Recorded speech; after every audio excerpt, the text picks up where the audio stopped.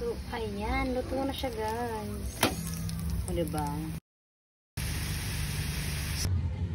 Magandang buhay, everyone! So, for today's video, guys, ito yung kanina na, so, gagawin natin siyang torta, guys.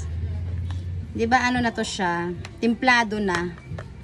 Lalagyan lang natin siya ng egg. Lagyan natin siya ng dalawang egg. Or isa na muna. Isa na muna. Kasi malaki ito eh, large.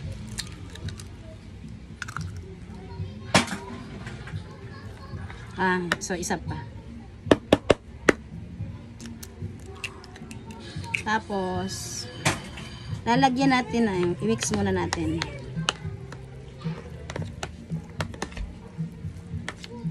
Yan. Tapos, lalagyan natin siya, guys, ng cornstarch. Ito. Cornstarch. Tansya-tansya lang, guys. Tapos, isang tsara ding, all-purpose flour. Haluan din natin. Saan na ito? Lagyan natin ng dagdag pang paminta.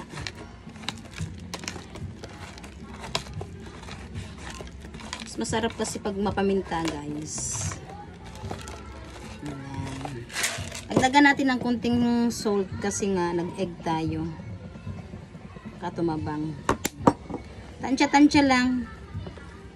Mix natin uli.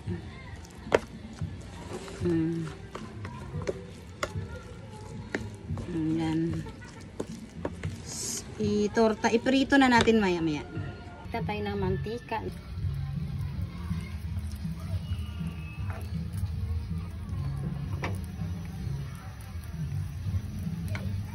Baliktarin natin, guys. Ayan, diba? Ayan. So, ito na yung finished product natin, ang ating tortang banana blossom. Tapos, lagyan na natin, lalagyan ng ketchup. Ayan, diba? Tapos, ketchup. Tomato ketchup, guys.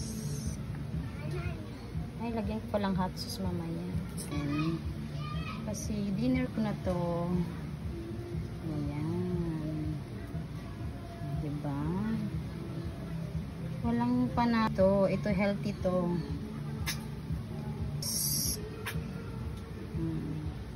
Guys, meron kayong banana blossom dyan. Nyo, i-adobo nyo muna. Okay, diba?